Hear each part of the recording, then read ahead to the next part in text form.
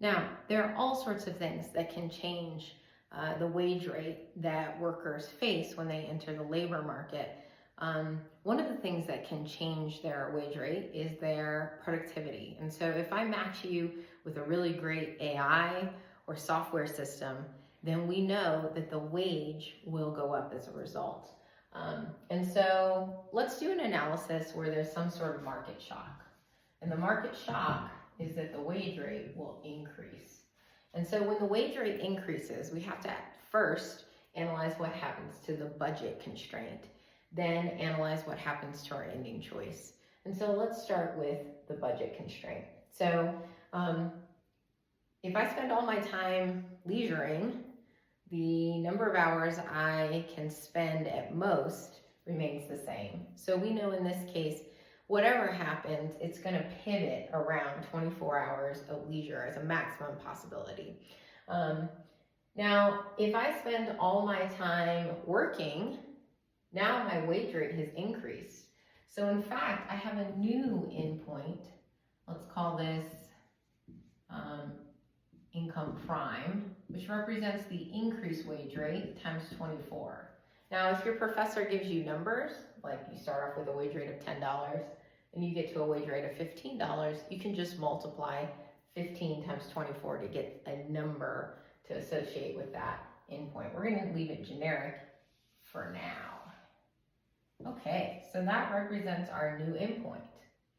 And we're going to call this BC1. It's rotating out from 24 hours in a day. Now the question is, what happens at the end of the day to our choice about how much to work? And so for that, we need the substitution and income effects. So the substitution effect is just the law of demand in action. Now, the law of demand says that when price increases, quantity demanded decreases. So in this case, the price we're talking about is the price of leisure activities.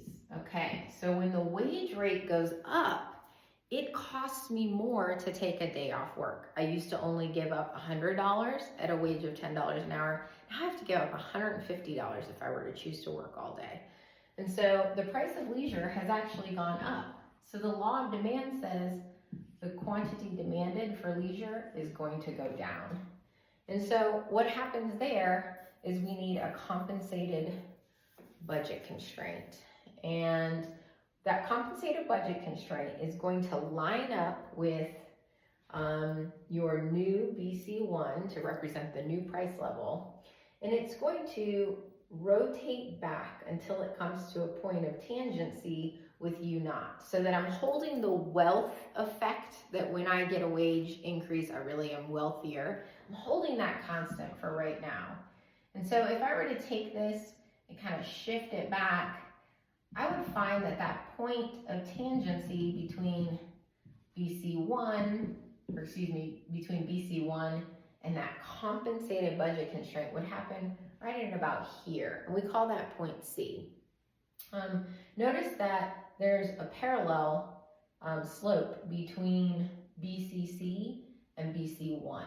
And so from A to point C, I'll call this the leisure we would choose if I could hold that wealth effect constant.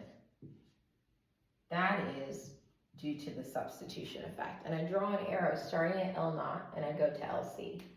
Now the question is, what happens at the end of the day?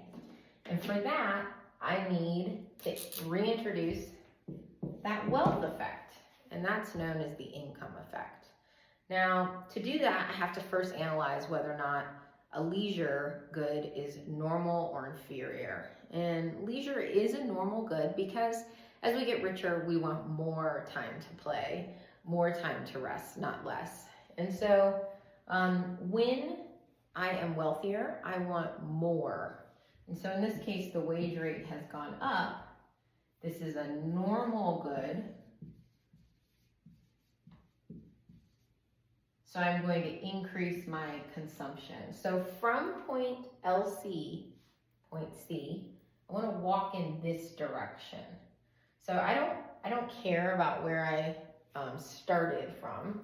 Now I'm at LC and I start to walk. The question is, how far do I walk? Do I walk a little and I end up between L0 and LC, or do I walk a lot? If at the end of the day, we are a worker who really values our leisure time, we have a set amount of bills we want to cover, and after that we want to spend our time playing, then at the end of the day, a wage increase could lead me to consume more leisure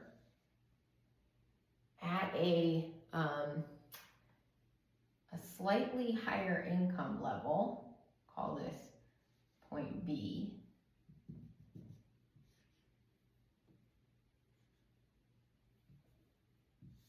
So at the end of the day, I have an income effect that outweighs the substitution effect. And although I am earning slightly more income, I used to earn L0, now I'm earning maybe L prime or L1. My indifference curves are parallel and convex to the origin. And I know I'm better off with this choice to spend more time in leisure because U1 is greater than U0. In other words, I'm on a higher indifference curve, despite the fact that I'm making the choice to leisure more hours and work slightly less.